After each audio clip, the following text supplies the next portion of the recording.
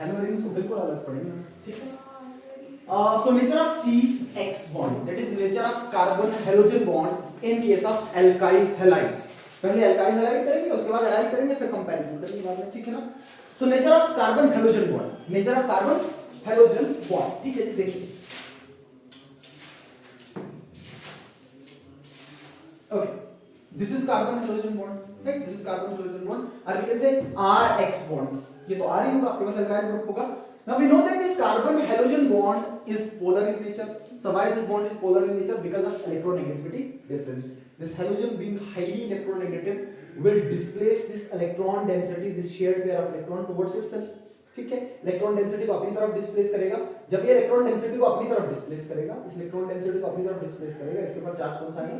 Partial negative. क्योंकि bond covalent nature का है तो इसलिए डिस्प्लेसमेंट होगा, और जब भी डिस्प्लेसमेंट होगा तो मोर इलेक्ट्रोनेगेटिव के ऊपर क्या आएगा? Partial negative. दैट मींस इसके ऊपर इलेक्ट्रॉन डेंसिटी बढ़ेगा, इसके ऊपर इलेक्ट्रॉन डेंसिटी बढ़ेगा। सिमिलरली कार्बन के ऊपर कौन सा आ जाएगा?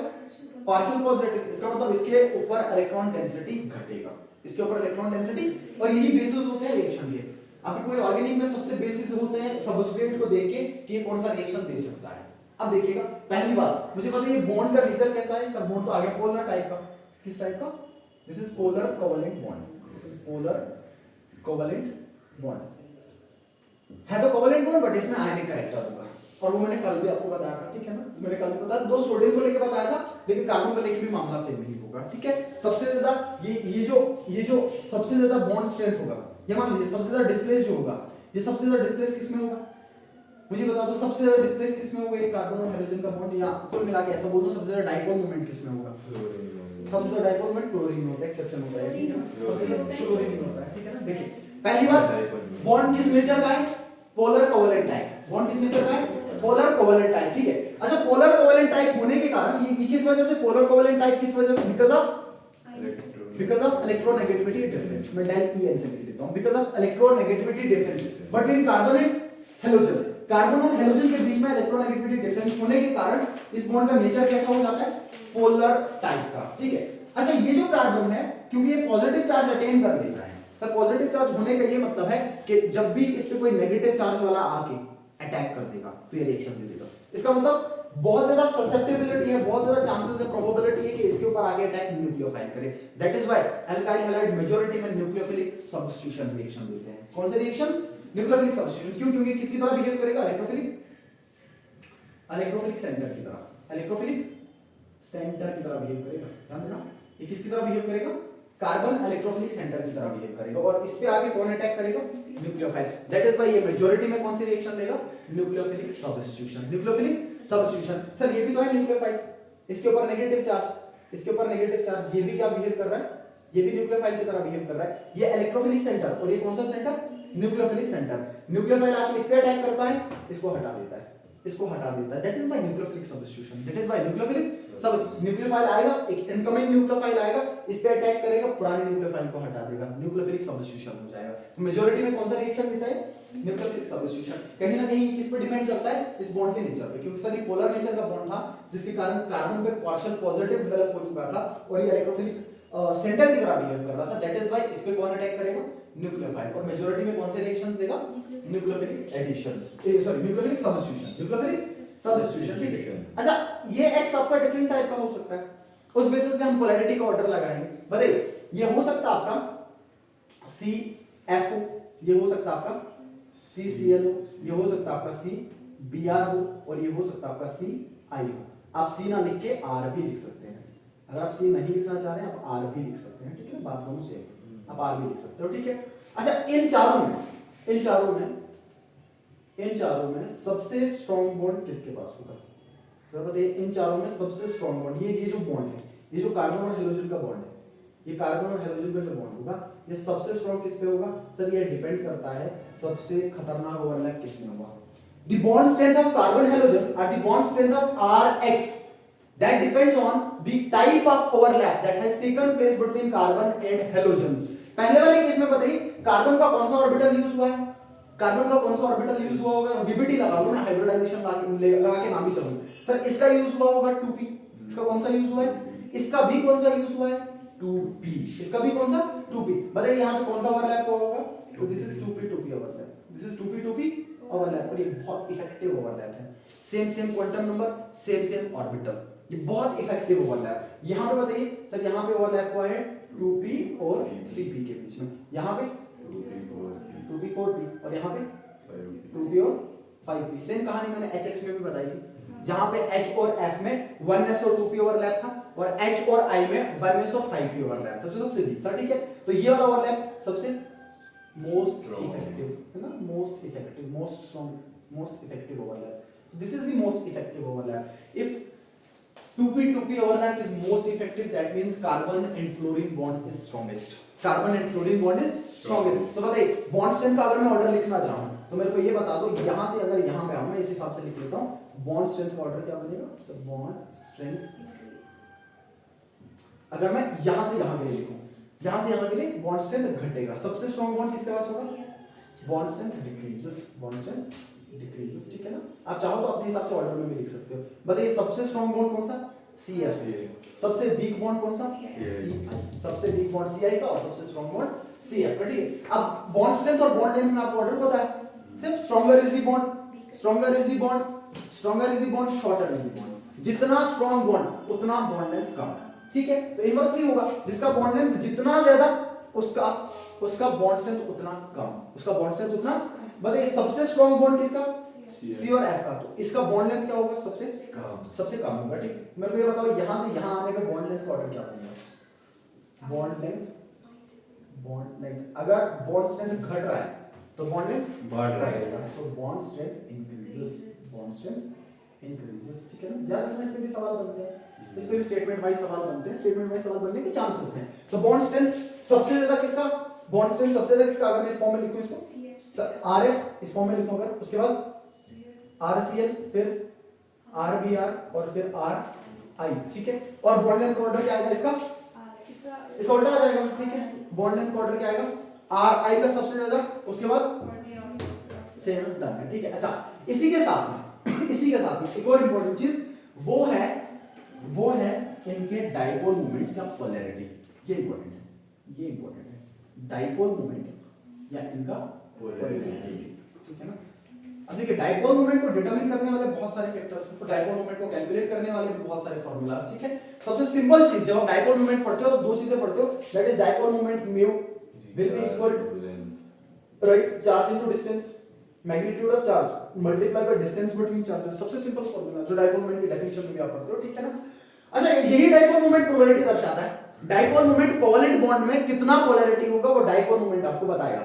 अच्छा आप देखिए जनरली लगता क्या है सर, जनरल फैक्टर जो लगता है डाइपोल मोमेंट में वो इलेक्ट्रोनेगेटिविटी प्ले करता है, जितना इलेक्ट्रोनेगेटिविटी ज्यादा उसका डाइपोल मोमेंट जनरली ज्यादा आता है। बट यहाँ पे मसला ये है, आप एनसीईआरटी पे डाटा देखोगे, डाटा में क्या रखना है इसका फिर बता रहा हूँ, डाटा में सवाल नहीं आता, आपको अरेंज करके देगा। ये मान लो अगर डाटा दे दिया, मान लो मैंने दो कॉलम बनाए, एक कॉलम में मैंने अल्काइल हैलाइड्स दे दिए ये वाले, दूसरे कॉलम में मैंने इनका डाटा दे दिया, आपको पता है ऑर्डर क्या होगा, तो आप बड़े वाले अब मैच नहीं कर पाओगे क्या, आपको रटना थोड़ी ना है। मान लो इनके सामने मैंने चार वैल्यूज और बिठा दी और इनकी बॉन्ड स्ट्रेंथ पूछ ली, कि याद नहीं रहेगा, रटना मत इसको। तो आप बॉन्ड स्ट्रेंथ कैसे याद रखोगे, सर आरएफ का सबसे ज्यादा था, सर आरएफ का सबसे ज्यादा, तो आगे जो बॉन्ड स्ट्रेंथ में ऑर्डर दे रखे होंगे, जो सबसे ज्यादा वैल्यू होगा उसके साथ इसको मैच कर दूंगा, सबसे कम के साथ आरआई को मैच कर दूंगा। अदरवाइज ये वैल्यूज थोड़ी याद रखनी पड़ती है, ये वैल्यूज याद मत रखना, ये वैल्यूज याद नहीं रखना, इनको रटना मत। ठीक है, अच्छा डाइपोल मोमेंट में अगर देखोगे तो एनसीईआरटी क्या लिखता है, क्लोरीन ये RF और RCl का करीब करीब सेम है, बस पॉइंट से आगे थोड़ा डिफरेंस आता है, एक का 1.84 लिखता है, एक का 1.86 लिखता है, और वो क्लोरीन का ज्यादा लिखता है। किसका ज्यादा लिखता है, मैं ऑर्डर बता दूंगा फिर बताता हूं ऐसा क्यों होगा।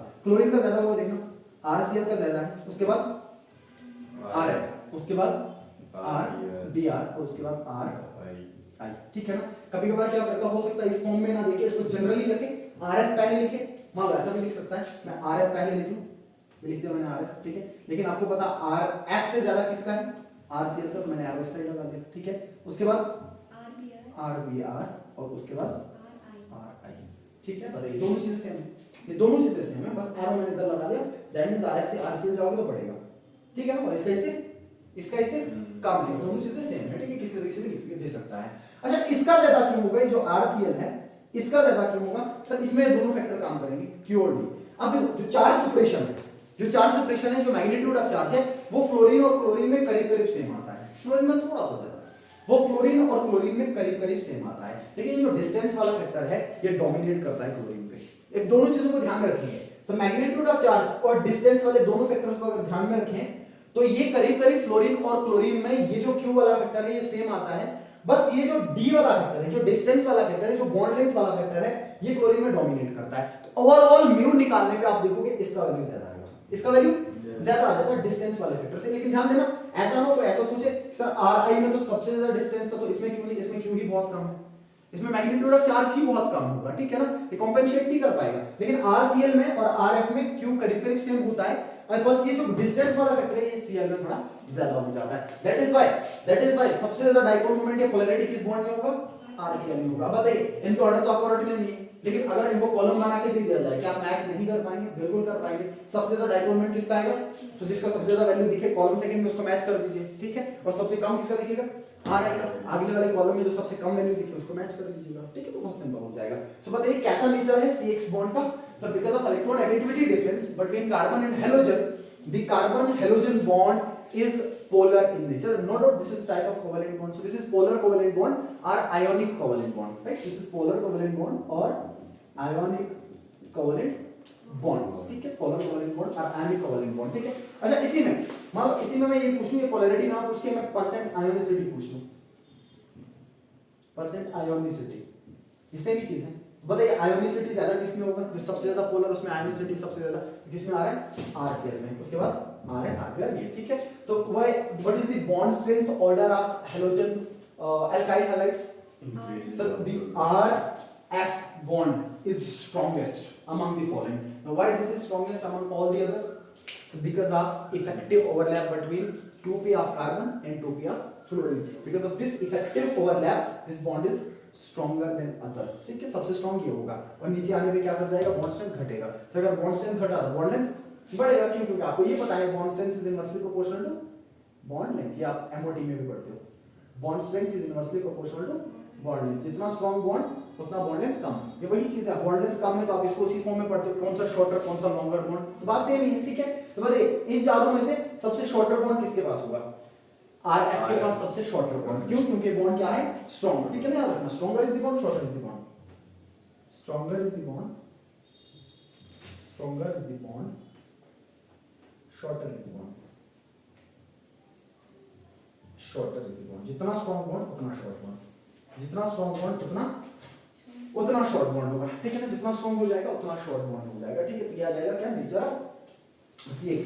और इस इलेक्ट्रोनेगेटिविटी डिफरेंस के कारण कार्बन पे कौन सा चार्ज डेवलप हो जाता है, पार्शियल पॉजिटिव, और इस पार्शियल पॉजिटिव चार्ज की वजह से ये जो कार्बन आपका है या ये जो पूरा एल्काइल हैलाइड आपका है ये कौन से रिएक्शंस देना प्रेफर करता है, फिर न्यूक्लियोफिलिक सब्स्टिट्यूशन, ठीक है, ध्यान रखना, आपको ऐसा पूछ ले, ध्यान रखना, इसको लिखो, मैं इधर लिख लेता हूं, ये मैं इलेक्ट्रोफाइल और न्यूक्लियोफाइल में भी पढ़ाता हूं जनरली।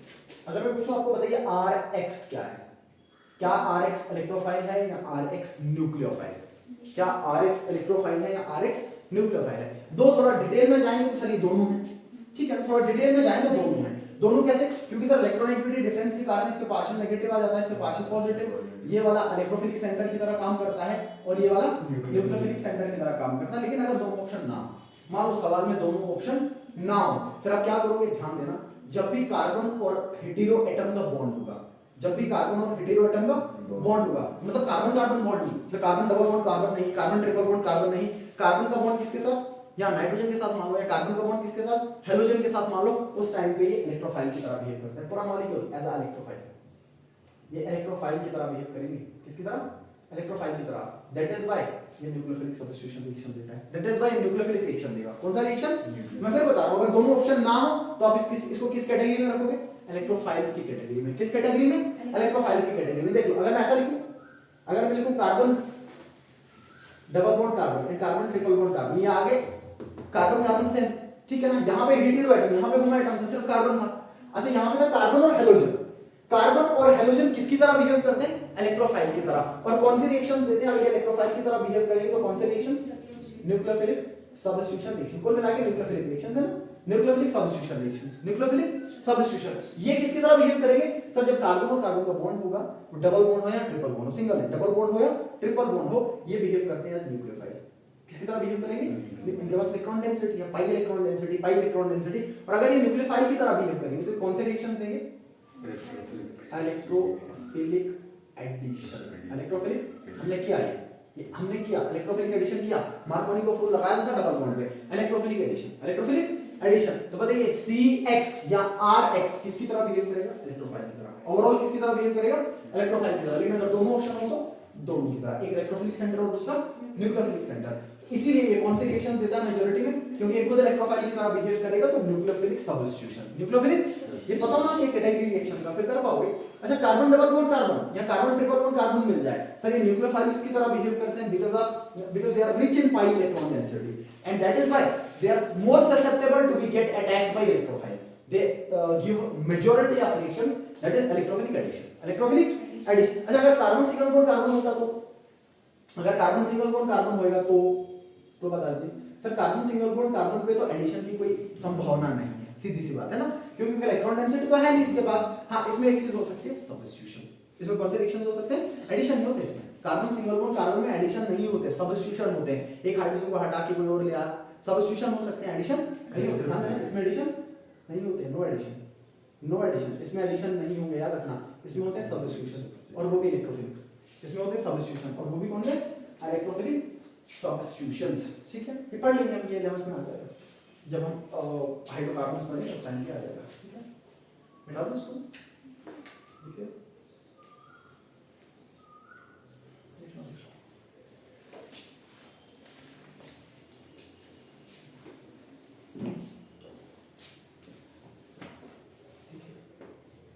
इसलिए बारीक नहीं बोलेगा तब तक। बारीक तो मुझे बता प्रिपरेशन मेथड्स स्टार्टिंग से किससे सीधा स्टार्ट जो याद है वहां जो सीधा मेरे को ऐसे बताना ROH प्लस दिस इसके साथ इसके साथ इसके साथ इसके साथ या हेडिंग डाल दे फ्रॉम अल्कोहल ऐसे करके पहले आएगा फ्रॉम अल्कोहल। ठीक है बताओ।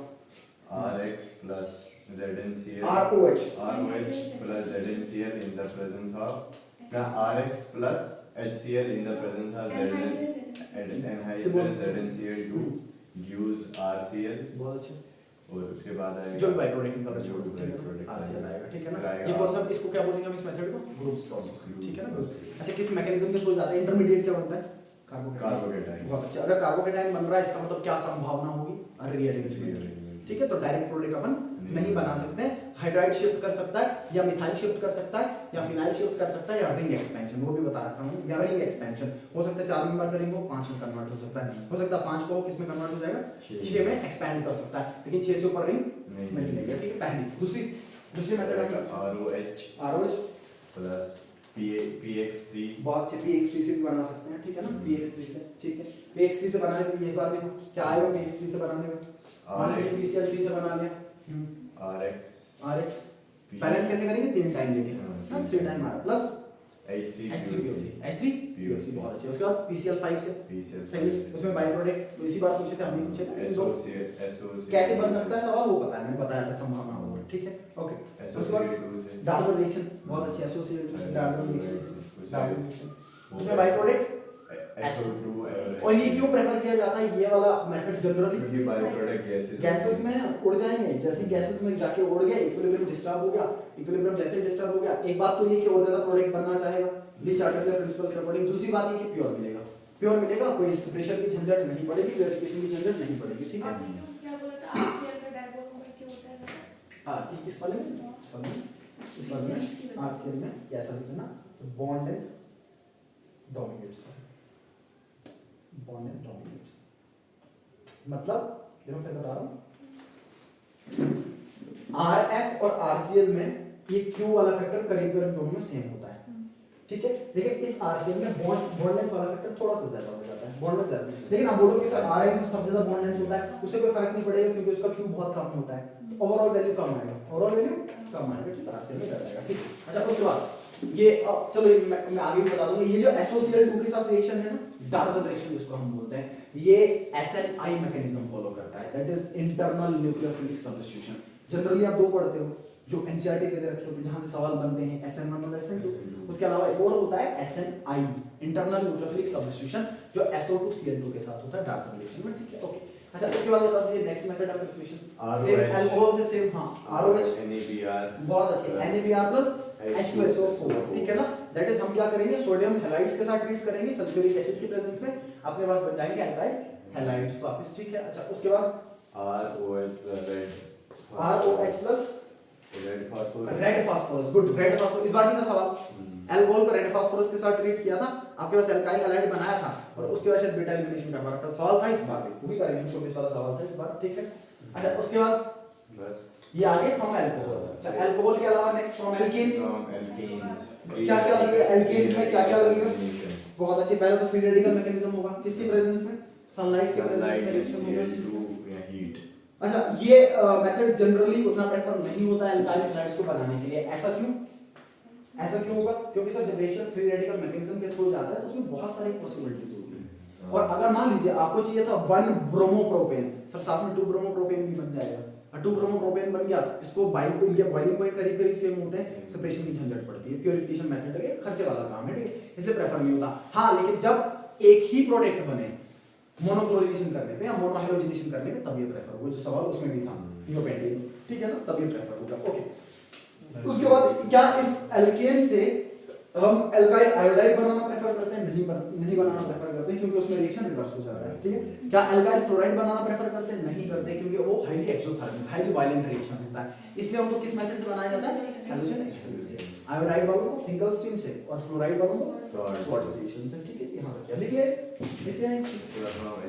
फ्रॉम एल्कीन्स के साथ दो तरह से, एक मार्कोनी और दूसरा, और अगर कंजुगेटेड दे रखा हो तो सर अगर कंजुगेटेड दे रखा है और हाई टेंपरेचर है तो हम क्या करेंगे, कंजुगेट करके पॉजिटिव और नेगेटिव चार्ज 1,4 एडिशन, कौन सा एडिशन, 1,4 एडिशन, और अगर टेंपरेचर बहुत लो है तो कंजुगेशन फ्रीज हो जाएगा, जब कंजुगेशन फ्रीज हो जाएगा तो कौन सा एडिशन, 1,2 एडिशन, ठीक है। और इसी में मैंने आपको ये भी कहा था जब डाइहैलोजेंस के साथ ट्रीट करेंगे एल्कीन्स को तो आपके पास विसिनल डाइहैलाइड्स बनेंगे, और विसिनल डाइहैलाइड में सिस होगा तो 2 फॉर्म्स बनते हैं, डी और एल, ठीक है, रेसिमिक मिक्सचर बनेगा, और अगर आपके पास ट्रांसफॉर्म है तो सिन एडिशन होगा, सिर्फ मेसोफॉर्म होगा, वो चीज भी देख रखी है, ठीक, वापस आएंगे इस पे।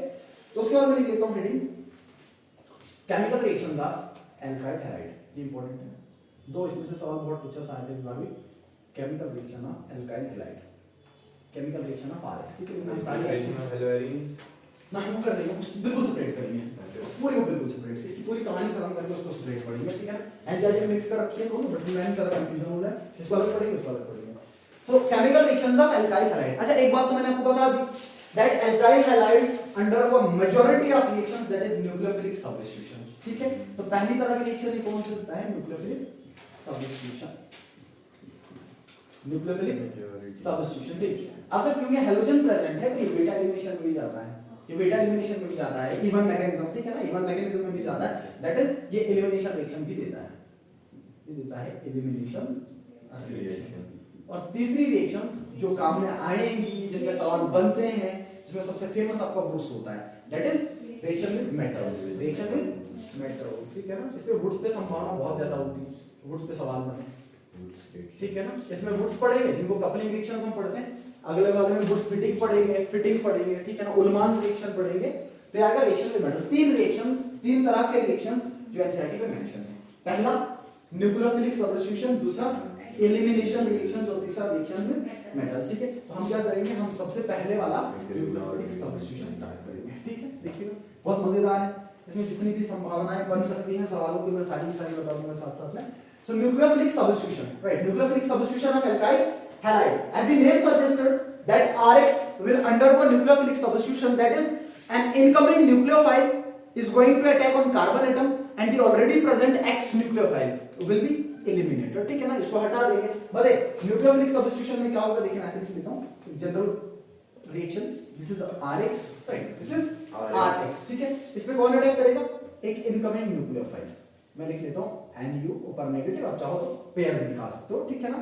So this is incoming nucleophile. This is incoming nucleophile. ठीक है सर, ये incoming nucleophile को एनसीईआरटी ने पूरा अलग से बना रखा है इसके, ठीक है, वो अलग बात है। incoming nucleophile स्ट्रांग भी हो सकता है, वीक भी हो सकता है। incoming nucleophile स्ट्रांग भी हो सकता है, वीक भी हो सकता है। ये हम देखेंगे कहां स्ट्रांग लगेगा, कहां वीक लगेगा, ये भी जरूरी चीज, ठीक है।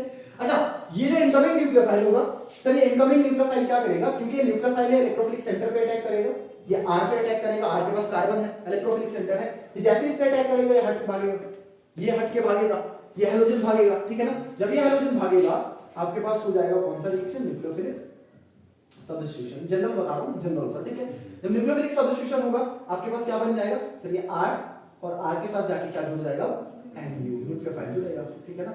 प्लस साथ में बाय प्रोडक्ट में क्या रिलीज होगा x और इस x के साथ इसका electron pair x negative x और इसके साथ में इसका electron pair this is the substrate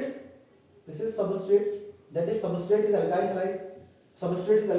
halide this alkyl halide is attacked by an incoming nucleophile in presence of solvent तो यहाँ पर नहीं लिख रहा हूँ मैं आगे भी लिखूंगा ये सारे के सारे रिएक्शन सॉल्वेंट में होते हैं in presence of solvent ठीक है और अगर आपके पास सॉल्वेंट ही न्यूक्लियोफाइल हो ध्यान दो अगर सॉल्वेंट ही न्यूक्लियोफाइल हो मतलब आपने मान लीजिए वाटर यूज किया और वाटर से OH नेगेटिव जो रिलीज हो रहा है वही न्यूक्लियोफाइल की तरह काम कर रहा है जब सॉल्वेंट ही न्यूक्लियोफाइल हो उस टाइम पे हम उनको बोलते हैं सॉल्वोलिसिस रिएक्शंस क्या बोल देंगे सॉल्वोलिसिस रिएक्शंस कब जब सॉल्वेंट ही खुद न्यूक्लियोफाइल की तरह काम करे एक तो है कि न्यूक्लियोफाइल अलग ले और सॉल्वेंट अलग ले दूसरा ये है कि सॉल्वेंट खुद न्यूक्लियोफाइल उनको हम बोल देते हैं सॉल्वोलिसिस रिएक्शंस ठीक है तो इस सॉल्वेंट की प्रेजेंस में ये बनेगा nucleophilic substituted product this is nucleophilic substituted product okay and this x negative this is the leaving group right this is Lg this is leaving group जो भाग रहा है जो लीव करके भाग रहा है अच्छा जब लीविंग ग्रुप इलेक्ट्रॉन पेयर लेके भागे this is known as nucleofuge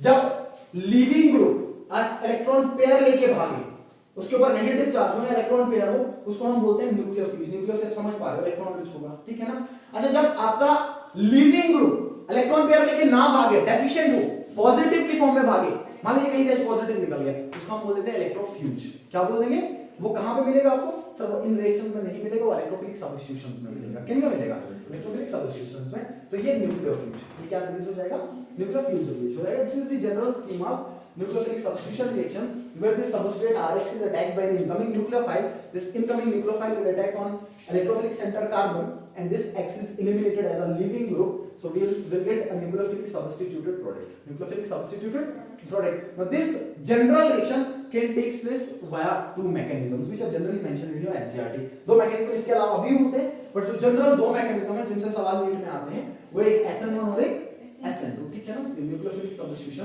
कितने तरीके से दो one is SN1 another one is SN2 ठीक है दोनों के दोनों इंपॉर्टेंट दोनों के दोनों ऐसा नहीं कि सवाल आया आप नहीं आएगा सवाल बदलेगा फिर से सवाल आएगा बस सवाल बदलेगा सवाल आएगा ठीक है तो SN1 एंड SN2 बहुत इजी है ठीक है ना देखिएगा ध्यान से बहुत इजी तो हेडिंग डाल दीजिएगा SN1 हेडिंग डाल दीजिएगा SN1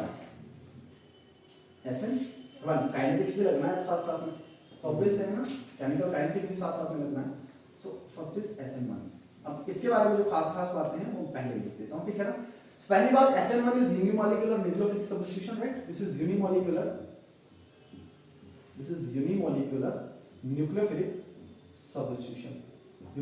न्यूक्लियोफिलिक सब्स्टिट्यूशन और वन क्या बता रहा है मोलैरिटी ये सॉरी मॉलिक्यूलैरिटी वन क्या बता रहा है मॉलिक्यूलैरिटी इस पूरी रिएक्शन में मॉलिक्यूलरिटी कितना होगा 1 यूनिमॉलिक्यूलर कितना होगा यूनिमॉलिक्यूलर ठीक है और साथ में न्यूक्लियोफिलिक सब्स्टिट्यूशन ठीक है पहली बात this is unimolecular nucleophilic substitution ठीक है अच्छा इसका मॉलिक्यूलरिटी तो 1 मैं लिख लेता हूं अभी molecularity of reaction 1 molecularity is equal to 1 ठीक है मॉलिक्यूलरिटी कितना आएगा 1 आएगा ठीक है मॉलिक्यूलरिटी तो 1 है साथ में इसका काइनेटिक्स भी फर्स्ट ऑर्डर है ये फर्स्ट ऑर्डर काइनेटिक्स को फॉलो करता है किसको फॉलो करता है फर्स्ट ऑर्डर काइनेटिक्स को फॉलो करता है ठीक है तीसरी बात ऑर्डर ऑफ रिएक्शन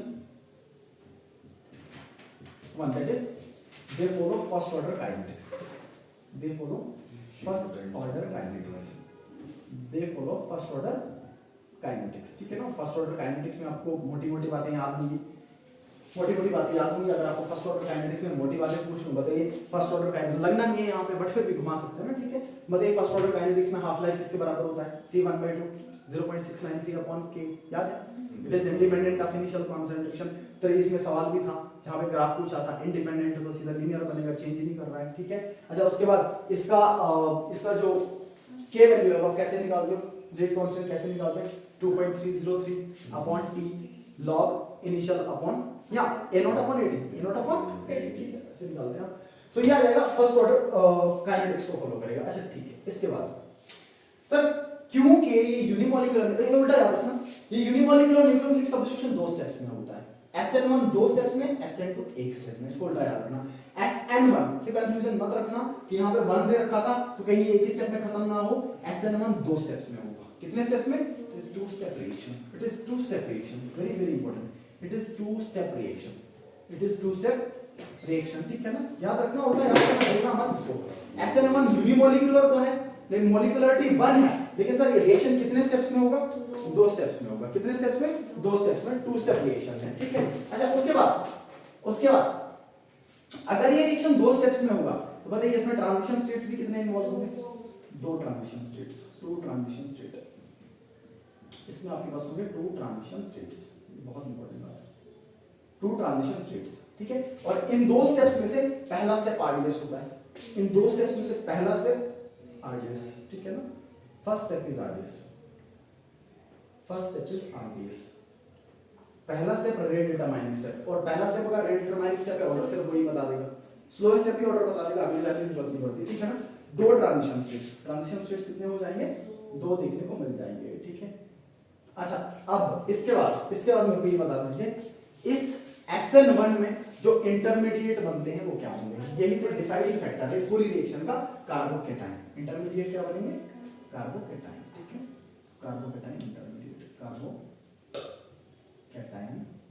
इंटरमीडिएट, यहां पे बनेंगे कार्बोकेटाइन इंटरमीडिएट, कार्बोकेटाइन इंटरमीडिएट, ठीक है। ये भी मोटी-मोटी बातें जो SN1 के बारे में आपको ध्यान में रखनी है। पहली बात क्या? तो SN1 is unimolecular nucleophilic substitution reaction, that means the molecularity of reaction is 1.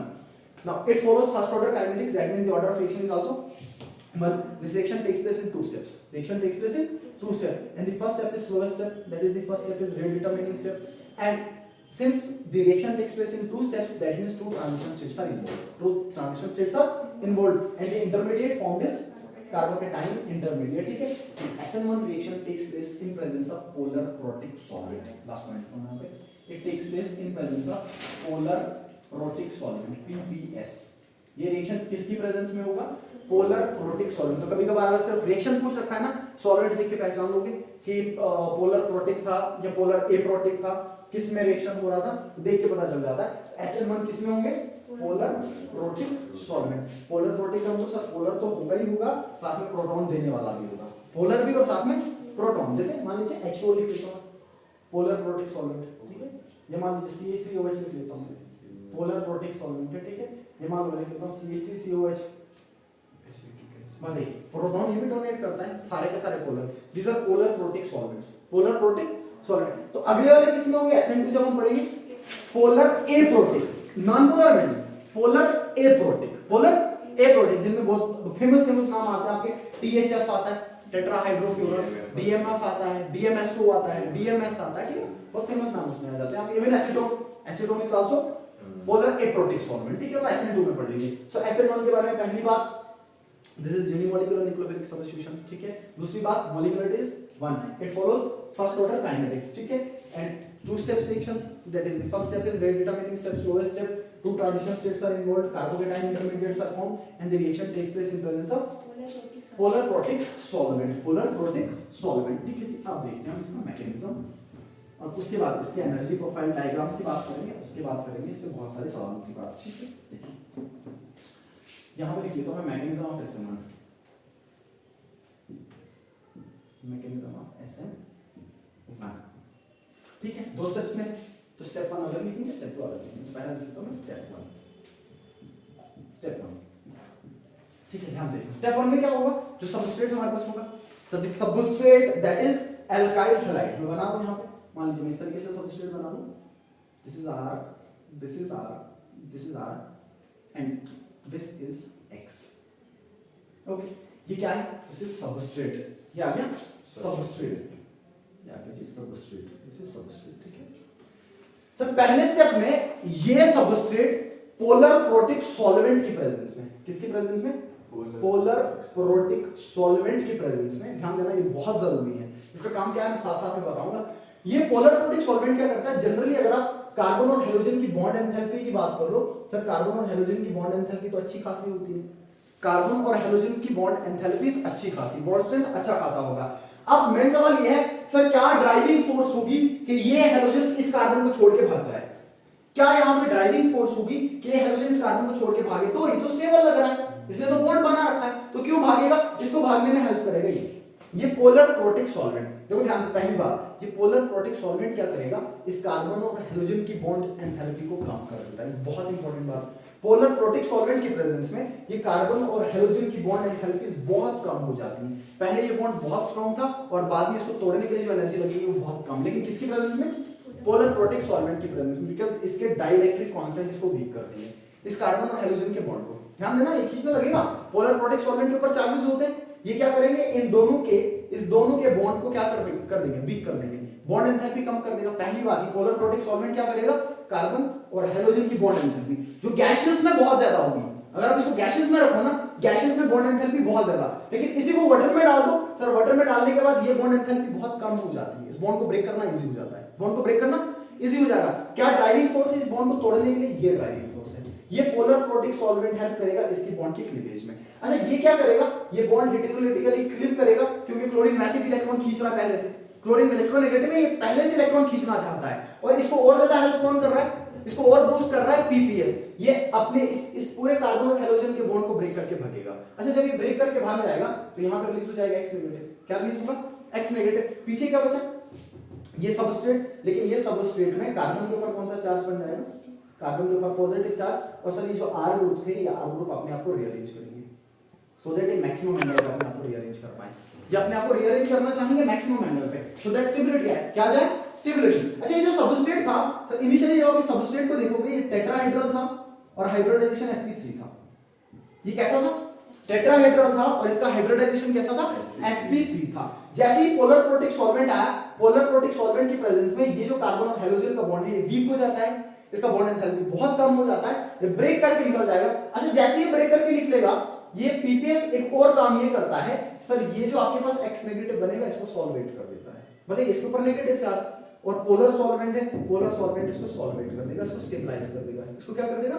Stabilise. खुद में भी स्टेबल होता है, ये देखेंगे हम लिविंग ग्रुप का स्टेबिलिटी किस पे डिपेंड करता है, बट पीपीएस इसको स्टेबलाइज करने का काम करता है। तो ये बीच में क्या बन जाता है? Intermediate carbocation. ये क्या बन जाएगा? कार्बोकेटाइन। ठीक है ना, ये बन गया इंटरमीडिएट कार्बोकेटाइन। ये डिसाइडिंग फैक्टर है पूरी रिएक्शन का, इस पूरी रिएक्शन का फेट ये डिसाइड करता है, इस पूरी रिएक्शन का रेट ये डिसाइड करता है, जो कार्बोकेटाइन बनेगा। ठीक है, ये जो कार्बोकेटाइन बना, इस कार्बोकेटाइन में रीअरेंजमेंट हुआ, और रीअरेंजमेंट होने के बाद इसने ज्योमेट्री बदली, इसने शेप बदला। पहले टेट्राहेड्रल था सबस्ट्रेट, अब इंटरमीडिएट किसमें आ गया? Trigonal planar. राइट, ट्राइगोनल दिख रहा है ना? कार्बोकेटाइन वैसे भी ट्राइगोनल प्लैनर ही होता है, प्लैनर होता है carbocation because of sp2 hybridisation, because of sp2 hybridisation. Hybridisation कितना? sp2। देखिएगा ध्यान से, पहला सवाल कि बताइए SN1 रिएक्शन में जो पहला स्टेप होगा, उस पहले स्टेप में सबस्ट्रेट का या कार्बन का हाइब्रिडाइजेशन कहां से कहां जाएगा, कितना बदलाव आएगा? सर sp3 से sp2, sp3 से sp2 में बदलेगा। ठीक है, बॉन्ड एंगल्स की बात कर ले तो आपको पता है sp3 में कितना होगा, sp2 में कितना होगा, ये आइडिया भी आपको है, वहां से भी आप सवाल लगा सकते हो। ठीक है, या क्या पहला स्टेप? अब क्योंकि ये कार्बोकेटाइन बन रहा है, सुनिएगा ध्यान से सर, ये बनना नहीं चाहेगा, ये बनना नहीं चाहेगा। क्यों? क्योंकि पहले भी स्टेबल था, ये पहले भी स्टेबल था, ये बनना नहीं चाहेगा, और हम बना रहे हैं इसको जबरदस्ती पीपीएस की प्रेजेंस में। इसका मतलब ये होगा कि जो पहला स्टेप है ये स्लो होगा। ये पहला स्टेप क्या होगा? क्यों? क्योंकि जो अगली चीज बन रही है वो जनरली बनना नहीं चाहती, क्योंकि इसकी तुलना में यह स्टेबल होगा। अगर मैं इसकी तुलना में बात करूं ना, देखो ध्यान से, इसकी तुलना में बात करूं सबस्ट्रेट की तुलना में, ये अनस्टेबल होगा, इंटरमीडिएट है, ये इंटरमीडिएट है, अनस्टेबल है, ये बनना चाहेगा लेकिन फिर भी हमने बनाया इन presence of polar protic solvent. इसका मतलब ये होगा कि ये स्टेप होगा स्लोएस्ट स्टेप। ये स्टेप कैसा होगा? स्लोएस्ट स्टेप वो होता है जो स्टेप होना ना चाहे हम कर दें, इसलिए इसको टाइम लगता है होने में, इसके लिए एक्टिवेशन एनर्जी ज्यादा लगता है, इसके लिए एक्टिवेशन एनर्जी ज्यादा लगता है। ये स्लोएस्ट स्टेप है, और स्लोएस्ट स्टेप ही क्या होगा आपका? पूरे रेट लॉ में जो आपका रेट इक्वेशन इन्वॉल्व होगा वो सिर्फ इसका होगा, इसके अलावा रेट इक्वेशन इन्वॉल्व नहीं होगा, यही डिसाइड करेगा। ठीक है जी, यह क्या स्लोएस्ट स्टेप। अच्छा, अब स्टेप सेकंड में क्या होना है? अब आइए स्टेप सेकंड। अब स्टेप सेकंड में क्या होगा?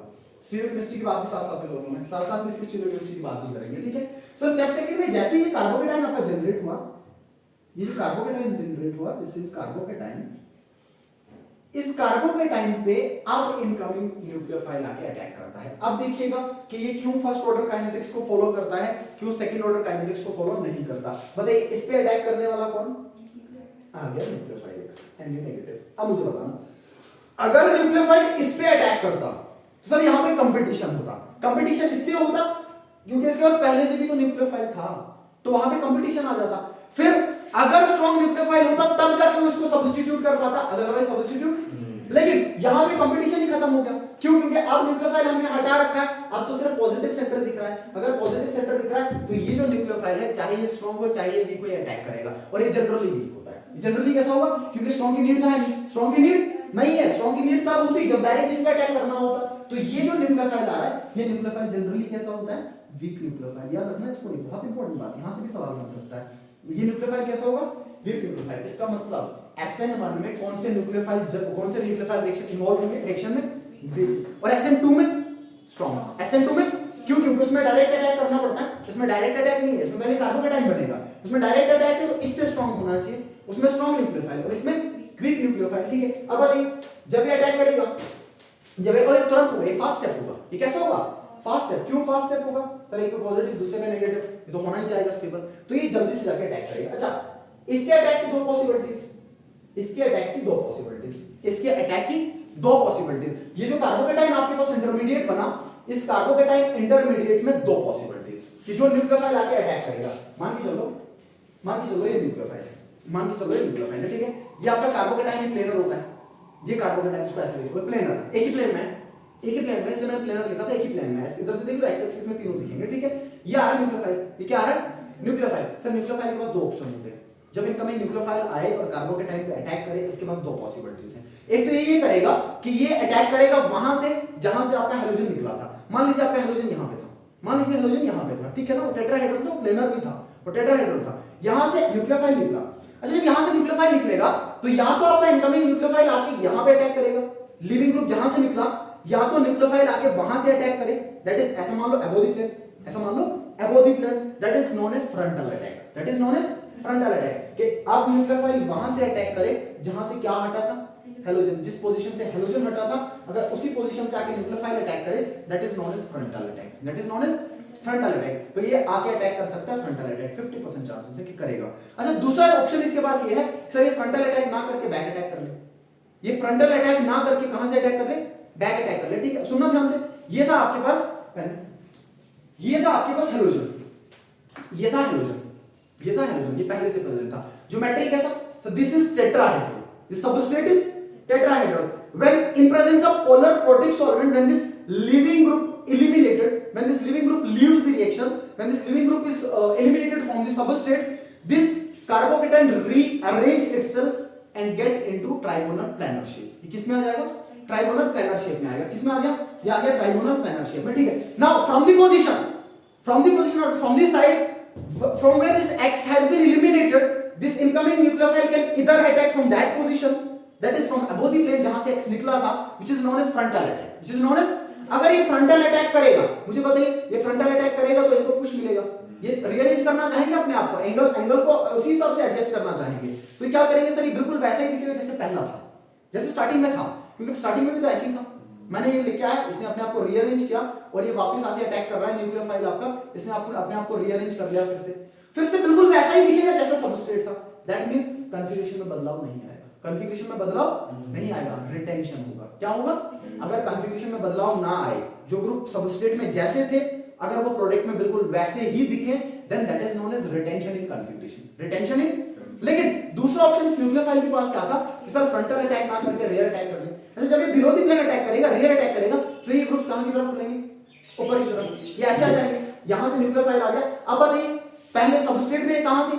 उल्टे, ठीक है ना, अब तो बिल्कुल इनवर्स हो गए, अब बिल्कुल क्या हो गए? इनवर्स हो गए, जिसको आप इमर्जन बोल दोगे। Now this time inversion takes place, this time inversion takes place. इसका मतलब ये होगा कि जब SN1 रिएक्शन होगा, सर कार्बोकेटाइन पे जब न्यूक्लियोफाइल अटैक करेगा, both possibilities are there, either the frontal attack, either the rear attack. If frontal attack takes place, then the geometry, the configuration of product will be similar to that of substrate, will be similar to that of substrate, which is known as retention in configuration, retention in configuration. But if this nucleophile attacks from the rear side, that is from the angle opposite to that from where halogen has been eliminated, then in that case the configuration get inverted, the configuration get inverted, configuration invert हो जाएगा। ठीक है, तो बताइए एक तो frontal attack कर सकते हैं और दूसरा मान लीजिए मैं क्या कर देता हूं, मान लो यहाँ से कर देता हूँ, सिंपल दिखा देता हूँ, मैं इसको कन्फिग्रेशन में भी दिखा दूंगा।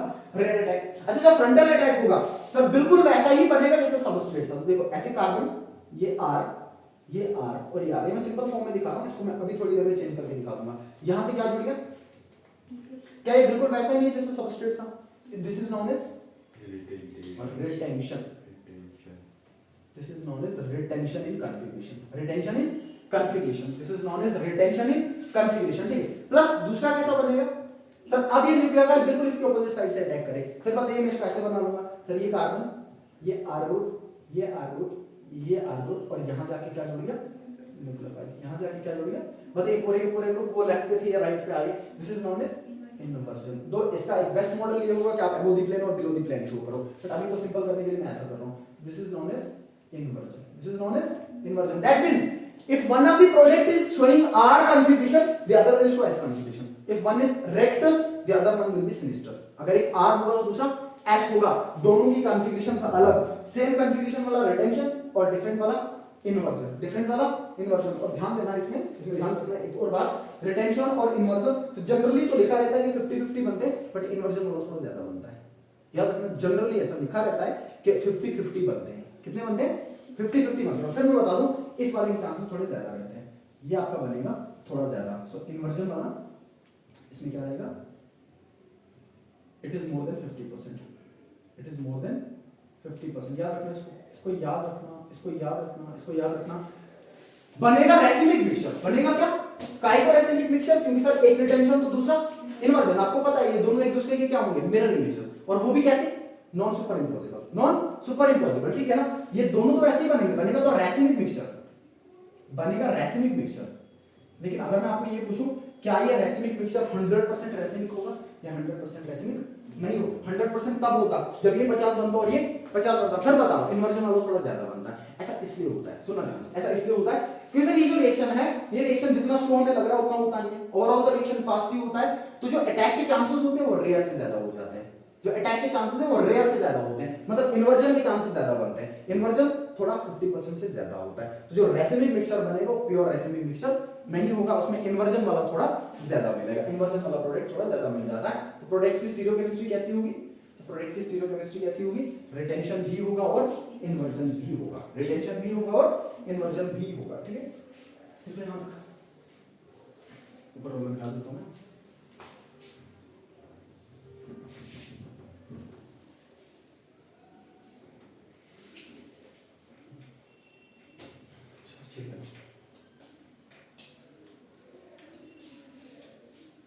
से बहुत अच्छे सवाल बन सकते हैं। एक ही SN1 पे अनगिनत सवाल, बहुत बढ़िया सवाल बन सकते हैं। इसको एरोमेटिसिटी से रिलेट करके सवाल बना सकता है, इसको प्रेसिपिटेशन रिएक्शन से रिलेट करके सवाल बना सकता है, ठीक है? इसमें हाइपर कंजुगेशन लगा सकता है, या मान लीजिए इंडक्टिव लगा लेगा, या उससे बेहतरीन और आपका रेजोनेंस लगा लेगा, कहीं भी सवाल बन सकता है। अनगिनत सवाल इससे बन सकते हैं। इसको GOC से कनेक्ट करेंगे हम थोड़ी देर में।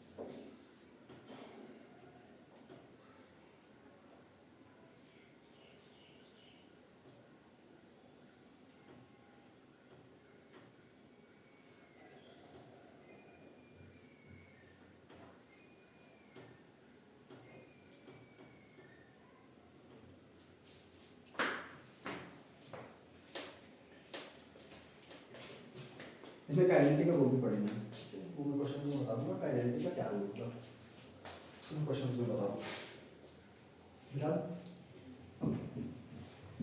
तो देखिए SN1 में क्या हुआ पहले स्टेप में? तो पहले स्टेप में जो सबस्ट्रेट था उस सबस्ट्रेट में से लिविंग ग्रुप भाग गया, ठीक है? और लिविंग ग्रुप के भागने में किसका हाथ था? पोलर प्रोटिक सॉल्वेंट का, पोलर प्रोटिक। और इंटरमीडिएट क्या बना? कार्बोकेटाइन। क्योंकि इंटरमीडिएट कार्बोकेटाइन बना, ये स्टेप स्लोएस्ट होगा, इसका एक्टिवेशन एनर्जी ज्यादा होगा। स्टेप स्लो, एक्टिवेशन एनर्जी ज्यादा। एक्टिवेशन एनर्जी प्रोफाइल डायग्राम थोड़ी देर में दिखा रहा हूं, ठीक है ना? और उसके बाद जो कार्बोकेटाइन बना उसका ज्योमेट्री चेंज हो गया। पहले सबस्ट्रेट टेट्राहेड्रल था, कार्बोकेटाइन प्लेनर बना। उसके बाद सेकंड स्टेप में क्या हुआ, fast, second step is fast, nucleophile आया, न्यूक्लियोफाइल ने आके कार्बोकेटाइन पे तुरंत अटैक किया, और अटैक के चांसेस ज्यादा कहां से, ज्यादा कहां से, रेयर से, इन्वर्जन ज्यादा होगा। फिर बता रहा हूं मैं 50 से ज्यादा होगा, बट फिर भी बहुत सारी जगहों में 50-50 लिखा रहता है, ध्यान में रखना 50 से थोड़ा ज्यादा, 50 से थोड़ा ज्यादा होगा। आपके पास रेसिमिक मिक्सचर बनेगा, बट 100% रेसिमिक मिक्सचर नहीं होगा, उसमें इन्वर्जन वाला थोड़ा ज्यादा होगा, ठीक है ना, मान के चलो, मैं ऐसा लिख लेता हूं, ध्यान दो, एक सिंपल सा रिलेशन, ठीक है।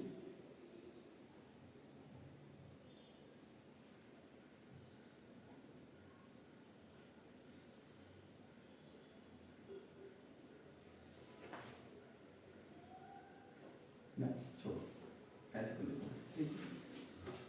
मतलब ये आ गया सबस्ट्रेट, ये आ गया सबस्ट्रेट, ठीक है ना। सबस्ट्रेट क्या आ गया आपके पास, दिस इज आयोडोप्रोपेन या 2-iodo-propane, right, this is 2-iodo-propane, okay.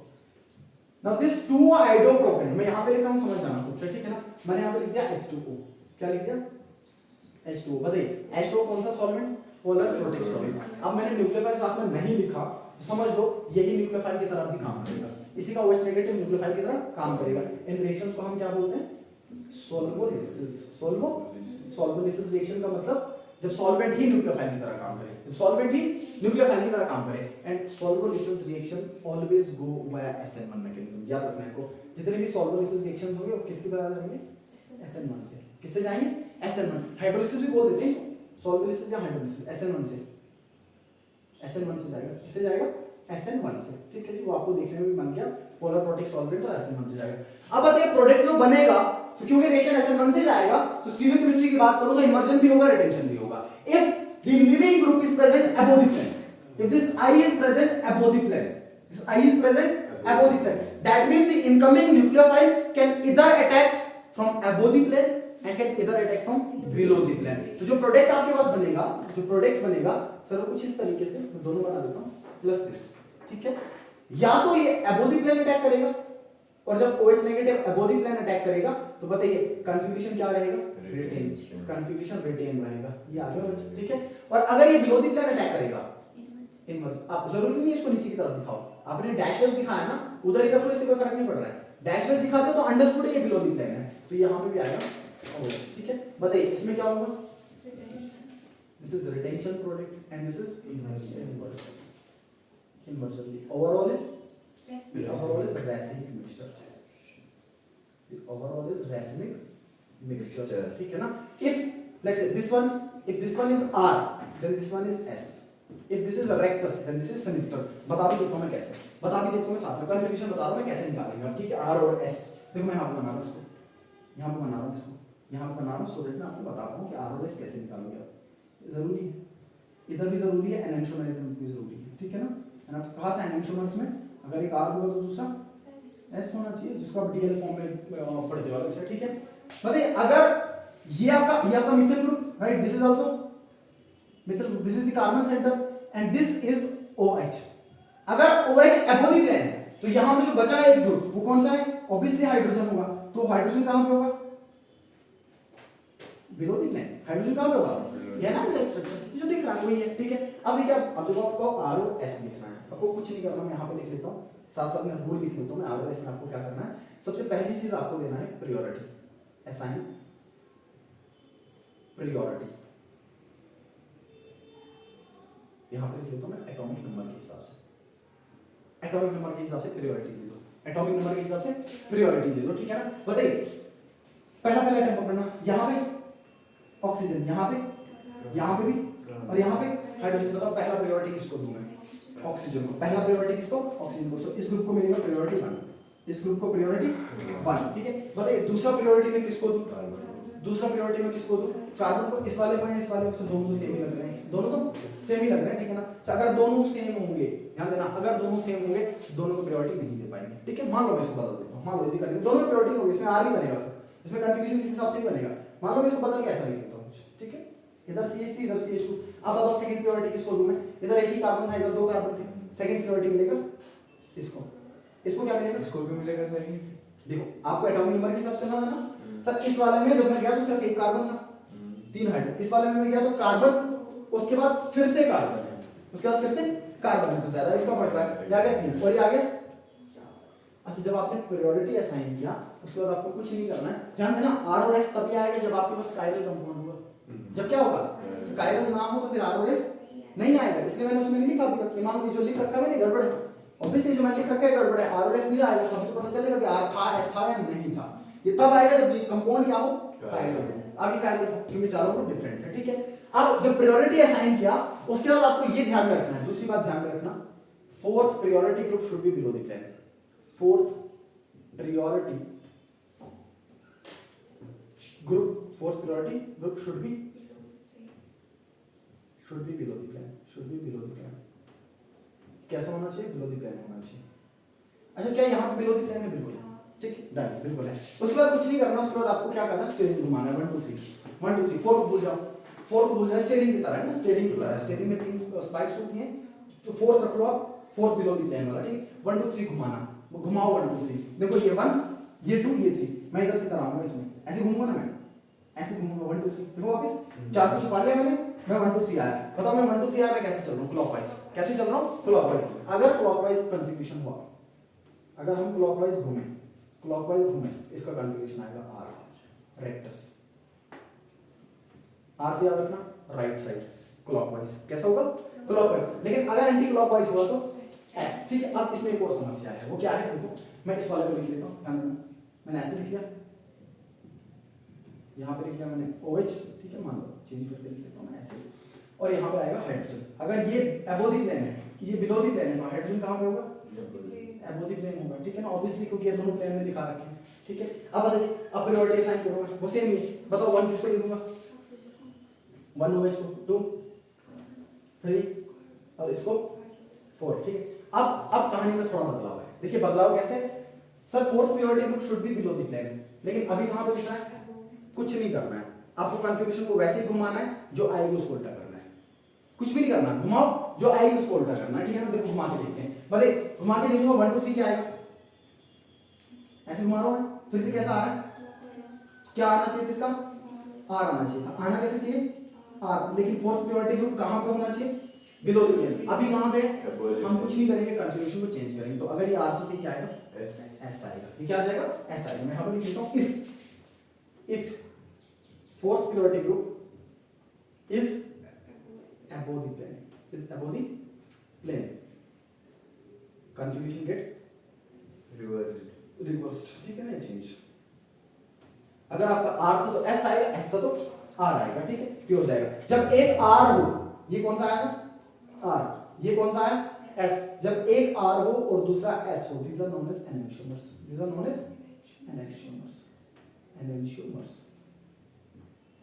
इनको हम क्या बोल देते हैं? एनांटियोमर्स। से एनांटियोमर्स पहचानने की सबसे सिंपल स्कीम है, एक R तो दूसरा S। लेकिन अगर एक R हुआ और दूसरा भी R हुआ, those are known as diastereomers. अगर एक S हुआ और दूसरा भी S हुआ, those are also known as diastereomers. इस पे एक कंप्लीट लेक्चर अलग से दूंगा मैं, ठीक है ना, इस पे कंप्लीट लेक्चर अलग से दूंगा, जहां पे ऑप्टिकल एक्टिविटी भी पढ़ेंगे, RS भी साथ में पढ़ेंगे, सारी चीजें कंट्रीब्यूशन वाले एक साथ पढ़ेंगे, ठीक है। फिलहाल यहां तक समझ लो, इसको मिटा रहा हूं, सारा इसको मिटा देता हूं मैं, यहां पे असाइन नहीं कर पाएंगे हम कंट्रीब्यूशन, तो ये बन जाएगा आपके पास प्रोडक्ट, ये बन जाएगा प्रोडक्ट। आपको क्या करना है? प्रोडक्ट तो बनाना है, रिटेंशन वाला बनाना और दूसरा इन्वर्जन वाला बनाना है, ठीक है। लिखो, अगर याद रखने के लिए लिखना चाहो तो लिख लो। इस पे ऑप्टिकल एक्टिविटी के बारे में क्या करें? ऑप्टिकल एक्टिविटी में कितना लिखना है उसी सबसे स्टीरियो, अच्छा ये तो स्टीरियो की रेस्पेक्ट है ना, ठीक है ना, ठीक है।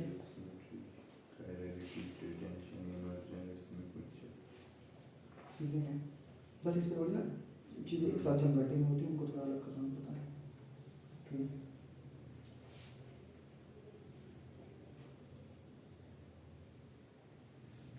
मैं परसों बता दूँ, दोनों का सेम हो जाए तो कैंसिल हो जाएगा। देखिए कोई बात नहीं, इसके अलग क्लास बताता हूँ, इसके अलग क्लास बताता हूँ, इसको पढ़ेंगे। फिलहाल इसको कर लेते हैं, उसके बाद ऑप्टिकल एक्टिविटी में अलग क्लास।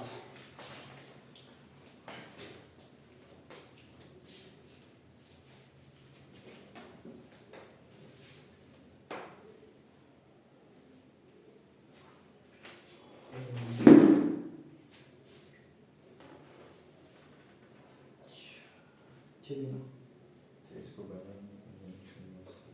हाँ देखिए थोड़ा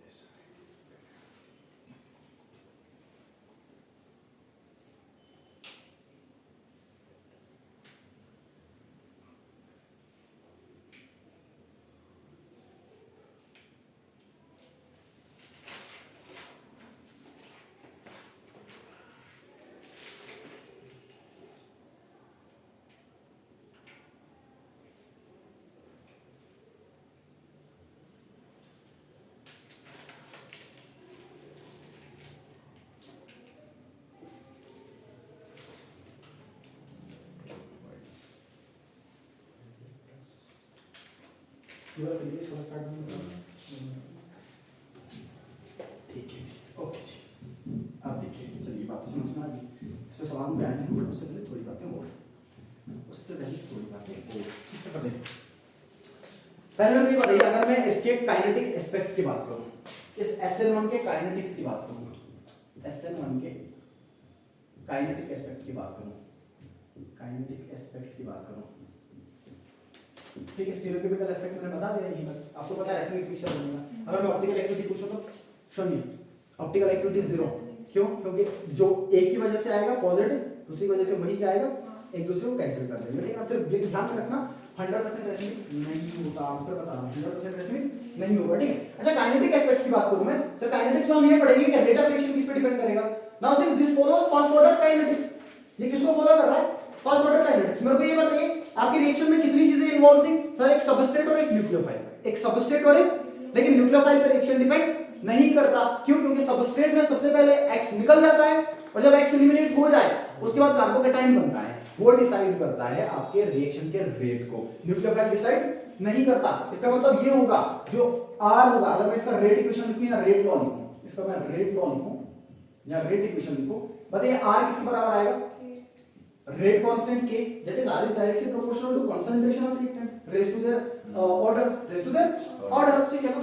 R is equal to K, और यहाँ पे सबस्ट्रेट, ये ओनली किस पे डिपेंड करेगा, so since they follow first order kinetics, that means the order of friction is 1, क्योंकि ये फर्स्ट ऑर्डर काइनेटिक्स को फॉलो करते हैं, इसलिए ऑर्डर ऑफ फ्रिक्शन कितना आएगा, 1 आएगा। ये आएगा इसका काइनेटिक एस्पेक्ट, जिसको हम ऐसे लिख सकते हैं। अच्छा, क्या मैं इसको ऐसे लिख सकता हूं, देखिएगा R is equal to K, इस सबस्ट्रेट की जगह पे मैं कार्बोकैटायन लिख लूं, बात तो सेम है ना, कार्बोकैटायन, क्योंकि यही तो डिसाइड करेगा, और इसका पावर कितना, 1, क्यों? क्योंकि किसको फॉलो करता है, फर्स्ट ऑर्डर काइनेटिक्स को। ध्यान रखना, इस हिसाब से सवाल बन सकता है, इस हिसाब से सवाल नहीं बना, इस हिसाब से सवाल बन सकता है। न्यूक्लियोफाइल पे डिपेंड नहीं करेगा, दोनों पे डिपेंड नहीं करेगा, सिर्फ किस पे डिपेंड करेगा, सबस्ट्रेट पे, और सबस्ट्रेट पे जो कार्बोकैटायन बनेगा वही डिसाइड करेगा रिएक्शन को। इसका मतलब overall rate of reaction is directly proportional to stability of carbocation, ठीक है ना। And this stability of carbocation, this is very important. This is very important. This stability of carbocation is decided by the groups present to attached with that of carbocation. That is the GOC effects. बताइए carbocation को stable करने वाले कौन से effects, positive effects. Sir इधर plus I, इधर plus H, इधर plus R, और इसको डिस्टेबलाइज करने वाले कौन से इफेक्ट, इधर माइनस H, इधर माइनस I, इधर माइनस R। ये पूरी रिएक्शन को डिसाइड करेगा। इस पे जब भी सवाल आएगा ये पूरी चीजें घूमेंगी। जो इस बार सवाल था उसमें भी सेम चीज घूम रही थी, ठीक है। पूरे रेट के रिएक्शन को कौन डिसाइड करेगा, कार्बोकैटायन का स्टेबिलिटी। जितना स्टेबल कार्बोकैटायन उतना जल्दी बनना चाहेगा, उतना जल्दी रिएक्ट करना चाहेगा, रिएक्शन फास्ट होगा। और इसको फास्ट करने के लिए, इसको स्टेबल करने के लिए कौन से effect, plus I plus H plus R, और इसको डिस्टेबलाइज करने वाले माइनस I माइनस H और माइनस R, ठीक है ना। मान लीजिए एग्जांपल लगा लेता हूं, नॉर्मल सवालों से चलते हैं। पहला मैं लगा लेता हूं, आपको ये बताना है which one give faster SN1,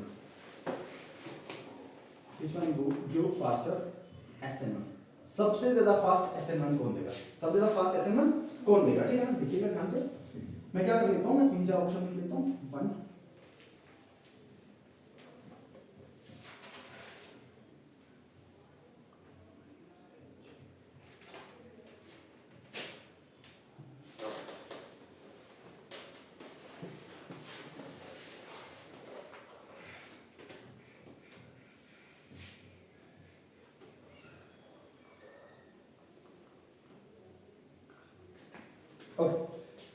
सबसे फास्टर SN1 कौन देगा। पहली नजर जब देखोगे ना इसको, तब पहली बात तो ये देखना कि हेलोजन तो नहीं बदला, हेलोजन ना बदले, इस पे भी डिपेंड करेगा, हेलोजन ना बदले। लिविंग ग्रुप पे भी डिपेंड करता है जब सबस्ट्रेट सेम हो। ध्यान से सुनना, मैं फिर बता रहा हूं, एक टाइप एक ही फैक्टर पे डिपेंड करेगा, याद रखना वापस। ये फर्स्ट ऑर्डर काइनेटिक्स को फॉलो करता है, एक टाइप एक ही फैक्टर पे डिपेंड करता है, लेकिन सर हमेशा सबस्ट्रेट पे नहीं डिपेंड करता है। ये हेलोजन क्या था, इस पे भी डिपेंड करता है, ये भी डिसाइड करता है रिएक्टिविटी को ये भी डिसाइड करता है। दोनों में अंतर है, रिएक्टिविटी को I भी डिसाइड करता है, X भी डिसाइड करता है, बट रेट को कौन डिसाइड करता है, दोनों में अंतर है। ध्यान देना, दोनों में अंतर है। रेट लॉ में हम यही लिखते हैं, इसके अलावा नहीं लिखते कुछ भी, ठीक है। न्यूक्लियोफाइल नहीं लिखते, बट रिएक्टिविटी को आईवी डिसाइड करता है। रिएक्टिविटी में बहुत सारे factors, steric hindrances, electronic factors लग रहे हैं, अपने लिविंग ग्रुप का बेसिसिटी लगता है, which one is best leaving group वो भी बता देता है, लेकिन अभी तो समझ में आई। चलिए कोई बात नहीं, हम क्या करेंगे, हम सीधा कार्बोकेटाइन जनरेट करेंगे। अगर इसको हटा के पॉजिटिव लगा दूं तो 2 डिग्री का कार्बोकेटाइन यहां पे कौन सा बनेगा, directly proportional 2 degree living hindrance भी है। किस इस पे स्टिरिक हिंड्रेंसेस का मेन फैक्टर अगले वाले में लगता है, अगले वाले में जहां डायरेक्टली अटैक करने वाला है ना वहां पे ज्यादा लगता है, क्योंकि यहां पे आई तो वैसे भी भागना पहले, फिर स्टिरिक हिंड्रेंसेस रोल प्ले नहीं करती उतना जितना अगले वाले में SN2 में करती है, यहां पे उतना रोल प्ले नहीं होगा। अच्छा यहां पे बताइए, इसको हटाऊं तो ठीक है, इसको हटाऊं तो फिर से 1 डिग्री, इसको हटाऊं तो 3 डिग्री, और आपको पता है directly proportional to stability of carbocation, सबसे स्टेबल कार्बोकेटाइन कहां पे, तो कौन सा वाला आएगा, दूसरा, ठीक है ना। इसमें रेट क्या होगा, 2b4, इसमें रेट सबसे फास्ट, इसमें रेट सबसे फास्टर, ठीक है ना, क्योंकि इसमें क्या बन रहा है, 3 डिग्री कार्बोकेटाइन बन रहा है, 3 डिग्री कार्बोकेटाइन बन रहा है, ठीक है। बहुत सिंपल सी बात। अब देखिएगा मैं सवालों का लेवल चेंज करता रहूंगा, ध्यान से देखते रहना, ठीक है।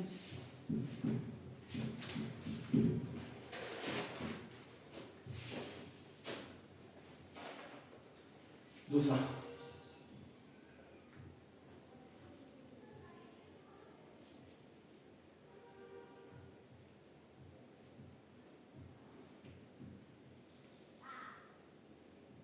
सेम सवाल, फास्टर SN1,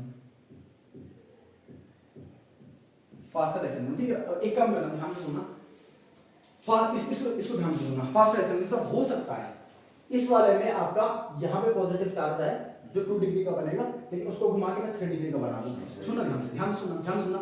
और अगर मैं दूसरा ऐसा बना लूं, दूसरा मैं ऐसा बना लूं डायरेक्ट यहाँ पे CH3 और यहीं पे I, बताओ यहाँ पे तुरंत कौन सा जनरेट होगा, 3 डिग्री का, वहां पे तुरंत कौन सा जनरेट होगा, 2 डिग्री। अब वो 2 डिग्री पहले किस में कन्वर्ट होगा, इसमें टाइम लगेगा, इसको याद रखना, उसमें टाइम लगेगा, उसमें क्या लगेगा, अपन बात कर रहे हैं रेट की, रेट सबसे ज्यादा उसमें होगा जिसमें सबसे पहले बने, इसमें तो थोड़ा बाद में बनेगा क्योंकि पहले 2 डिग्री बनना है, उसके बाद 3 डिग्री बनना है, अदरवाइज तो दोनों का रेट बराबर लग रहा है, क्योंकि उसमें भी रीअरेंज करके मैं 3 डिग्री का कार्बोकेटाइन जनरेट कर सकता हूं ना, सेम ही आएगा। लेकिन सर इसमें पहले ही 3 डिग्री बन रहा है, उसमें पहले 2 डिग्री बन रहा है, उसके बाद वापस रीअरेंज करना पड़ रहा है, फिर 3 डिग्री बनेगा, इसका मतलब सबसे फास्ट किसमें आएगा, इसमें 3 डिग्री पहले बने, इसमें 3 डिग्री पहले बने, ठीक। बताइए तीसरा वाला, हाँ तो मैं ऐसा नहीं, तीसरा वाला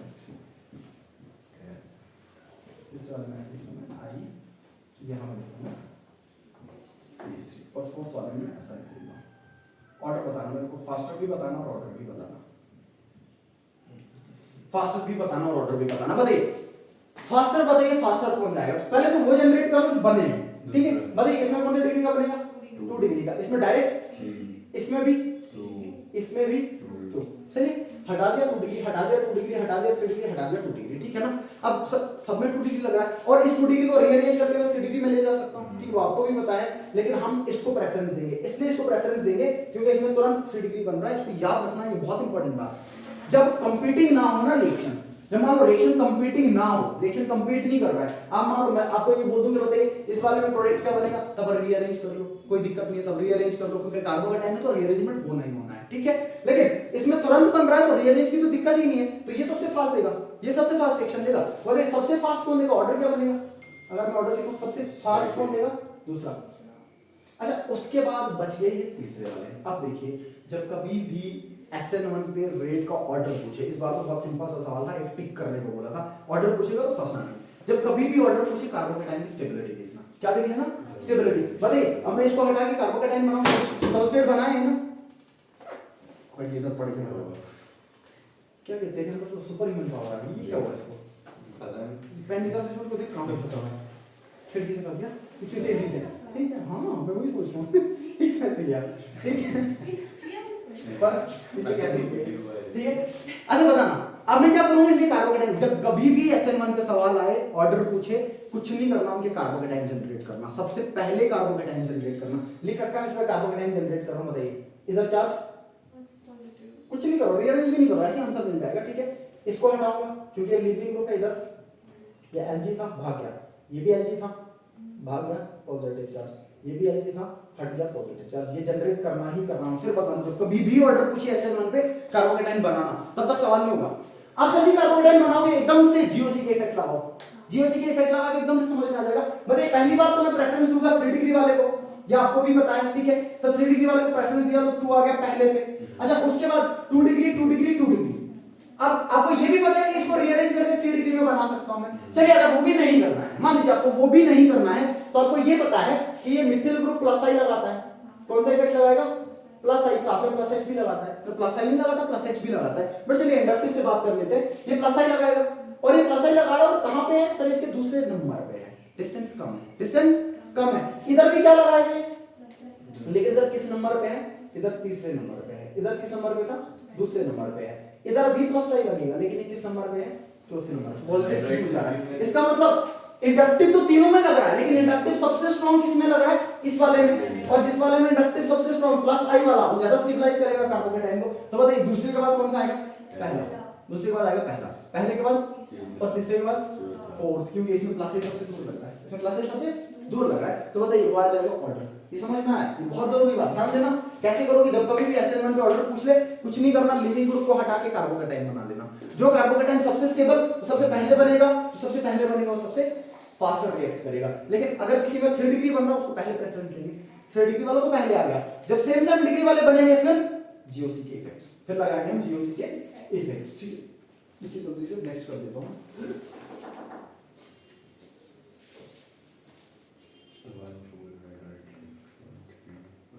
1 4 नहीं करना है, उसमें नहीं होता 1 4। इसमें क्या होगा? इसमें कैसे बनेगा ये? 1 2 ये देख, शिफ्ट इधर ही हो सकता है सर, इधर कहीं नहीं शिफ्ट होगा। इधर जिधर था इसको हटा के उधर लगा ले।